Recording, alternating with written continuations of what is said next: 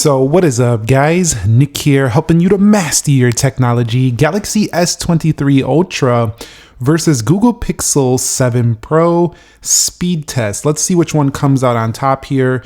3, 2, go. Now, the Qualcomm Snapdragon 8 Gen 2 is living inside the S23 Ultra, whereas we have the Tensor G2, which is Google's in-house design chipset for the Pixel.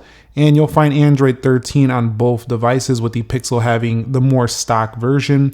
And the Pixel turns on much faster than the skinned out One UI 5.1 of the Galaxy S23 Ultra. So much faster to turn on the Pixel. A lot of people say, I don't even care about that. I never turn my phone off. Well, you should once in a while. It refreshes the memory and all that stuff, but Pixel faster to turn on. All right, guys, so let's go ahead and see which one does have a faster fingerprint sensor. So they both do have in-display fingerprint sensors. We'll see right there that the Galaxy feels a little faster, but it's not a big deal whatsoever. Both of them are going to perform fantastic. We'll do it again.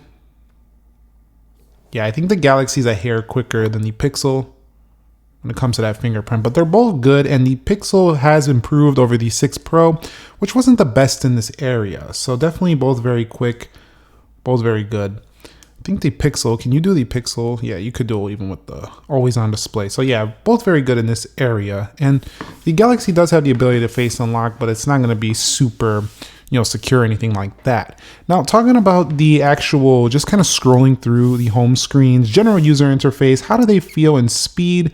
And I can tell you that I still feel like Pixel's interface is slightly smoother than One UI, but very little at this point. So Samsung really went to town on their latest version, and it's incredibly smooth now. And with the newer chipset in One UI 5.1, 120 Hertz, it's the fastest Samsung phone ever made. But the Pixel has that, it's a Google phone with a Google chip, and it feels, because it's not putting a skin on top, it just has a slicker feel to me. But that's just very little. It really doesn't make a major difference. It's more down to, do you want to use the stock version of this Android interface, or do you want to use the One UI 5.1 skinned out version you'll find here on the Galaxy S23 Ultra? It really comes up to you. All right, guys, so applications are the same on both. Let's go ahead and see which one can open these applications faster. We'll begin with Calendar. You could see that looked like it was a hair to the Galaxy. We'll go into Calculator, and animation a little faster on the left. We'll go into Clock. Again, looks like the Galaxy. We'll go into Play Store and Samsung once again. We'll go to TikTok. Pretty similar in there. We'll go into this next game. Pretty similar once in the application. Games over here. And you'll see once in the Play Store, pretty much the same.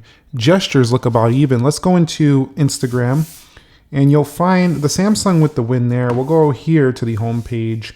Click my latest post. Once you're scrolling around, both have a similar scroll. Looks like the Pixel might be a little slower, but a little smoother looking, whereas the Samsung's flying through. We'll go into Twitter. You can see Twitter about the same. We'll go into Profile. Again, pretty evenly matched here in your day-to-day Twitter usage. We'll go into Groupon, and you'll see faster on the left. We'll hit Categories, Things to Do, and a little faster on the left. Now, these are just microseconds, but they add up over time. So the more applications you open, the Samsung might feel a little bit more snappy. We'll go into Amazon, and you'll see Amazon first on the left. Let's check out the latest Fire TV 2 series. Pretty good there on both. We'll swipe out.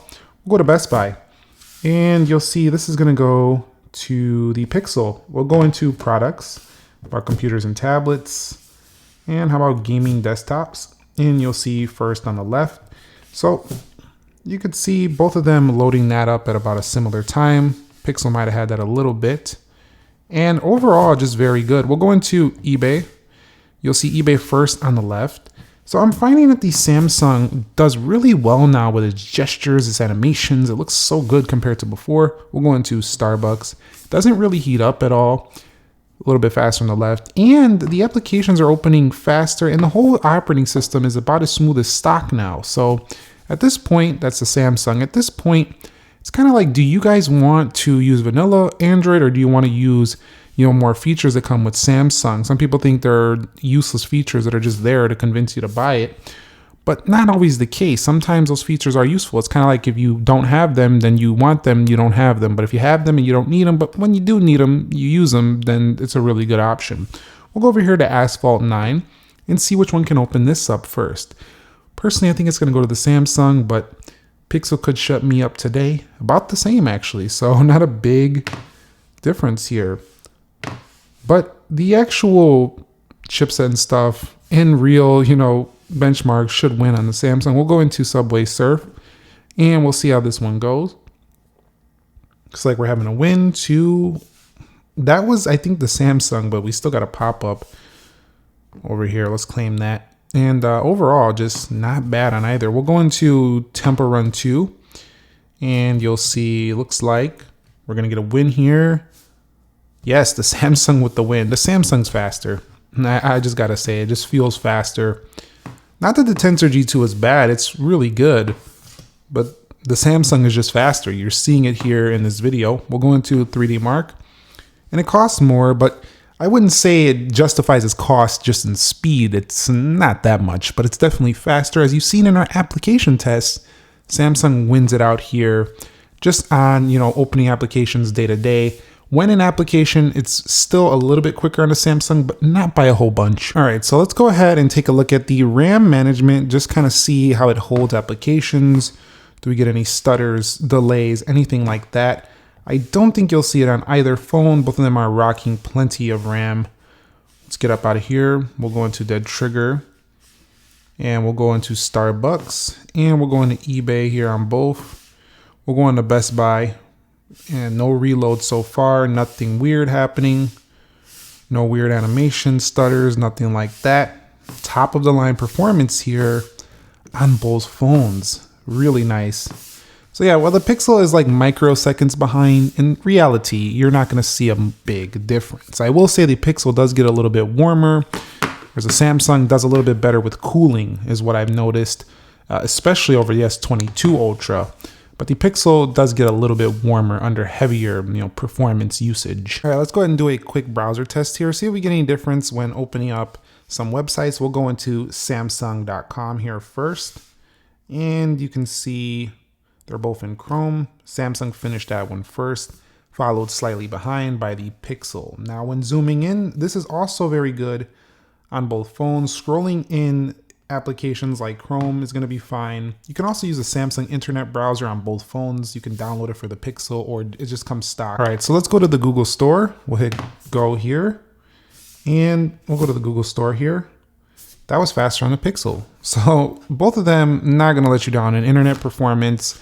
Chrome should perform about the same on both phones. So I wouldn't be too concerned about the browsing. You will see that you'll get a bigger screen here on the Samsung. Also, the punch hole is slightly smaller, the Infinity O up there, versus the camera on the Pixel. The Pixel one is pretty small as well. It's just the Samsung is slightly smaller on its camera punch hole. So definitely do keep that in mind. So let me go ahead and run a Geekbench 6 test and I'll be back with the final results of these two. All right, and so as expected, the Samsung with the win here by a substantial margin.